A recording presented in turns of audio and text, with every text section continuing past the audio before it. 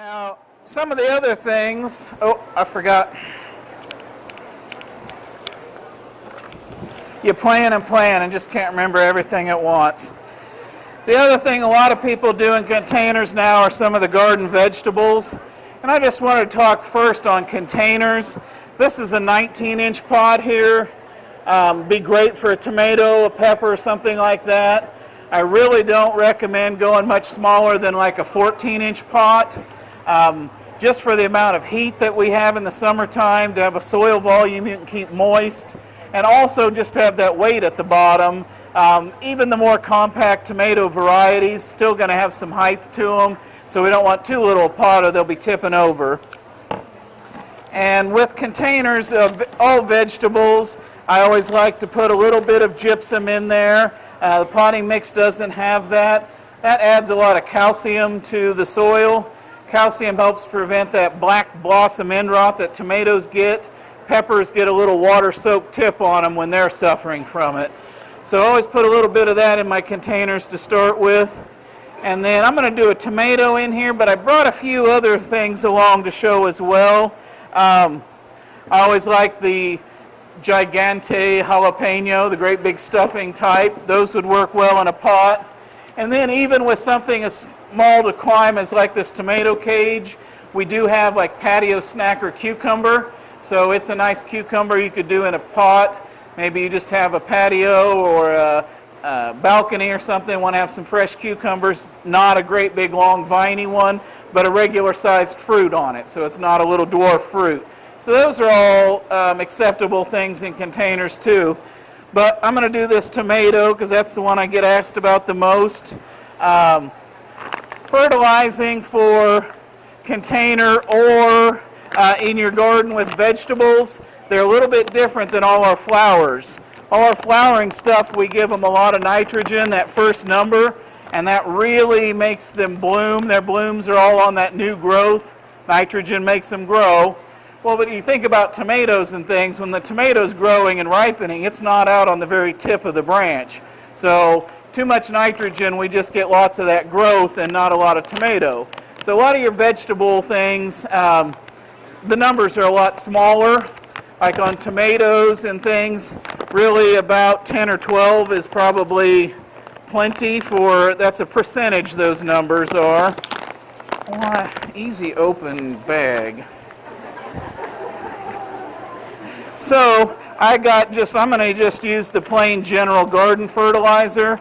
You could use a special, we have like tomato tone's a good one. There's several of them, but I'm just going to use a little bit of granular fertilizer for it. And usually, if it's real rainy and we've had a lot of rain, we might need to do a little single fertilizing with some water solubles. But usually I'll do something like that, and then about the time they start yielding, I'd want to do that again on the surface. Now, tomatoes are a little different than other plants. All the little hairs on the tomato stem, if they come in contact with the soil, they can become roots. So I'm going to go ahead and just take off a couple of these bottom sets of leaves, and I'm going to set this plant just a little bit deeper in here. And you can do that with tomatoes, not other kinds of stuff though. But that gives you a little more area to start a root system on, and then it also will help make it a little sturdier to start with in here. And then I don't want to pack it down, but just firm it down so it doesn't go. And the other thing, using a pot like this size, I could take, we have these nice powder-coated tomato cages, lots of bright colors as well. But with a pot that size, I can get that tomato cage almost all the way down in there, and it'll support that when it's grown. So tomatoes, cucumbers would climb up that patio snacker, and wouldn't outgrow it. Peppers, some need a cage, some don't, but that gives you a couple ideas on some vegetables that we could do in containers. But the other part I wanted to talk a little bit on too was herbs. Herbs are great for containers, and if you've ever gone to the store and bought fresh herbs, you don't have to use very many from a plant you grow before you're ahead. So I already have one potted up. This may or may not end up on my patio like every year, but Nice, this is that 14-inch size I was talking about. These plants will be fine in this kind of tub all season long. But I've got oregano and I've got thyme on this side. Both of those kind of spread and we'll go over the edges where I can get to them. And then for my taller stuff, I kind of follow the same thing, and we'll talk more on this when I do the flower segment. But I always like to have your main focal, your biggest thing kind of in the middle of the pot. So I've got Genovese basil. It's going to be the tallest. The other stuff can go around. I've got flat Italian parsley and then some rosemary. And this will be good in that pot. It'll sit on the patio. If I want some fresh herbs, I can just go cut some and take some. Really a great way to do herbs. Over in the herb area, there's actually a hanging basket I made with different herbs in it. So there's a lot of options for growing fresh herbs. And one of the things I said I was going to do tonight was show a few lesser known or used things as well. And besides that thing, I always grow this Perpetuo basil in its own pot. It gets really big, but I like to make pesto and use a lot of basil. The thing with this one and why it has that Perpetuo name, it doesn't flower.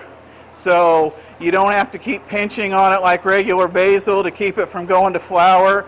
A lot of herbs, once they start to go to flower, it changes the taste. They're not as good. So that'll stay really mild and sweet, and that thing will get probably close to 3 foot tall before the end of the fall.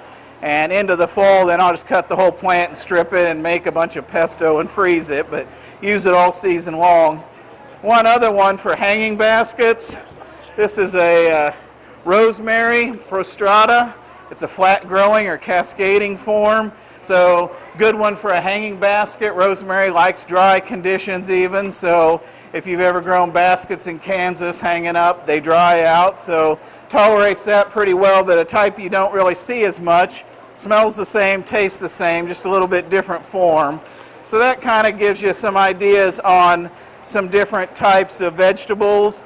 And all of these things I talked about in containers, they could be used in a small space garden or something as well. So that'll give you a few ideas on gardening.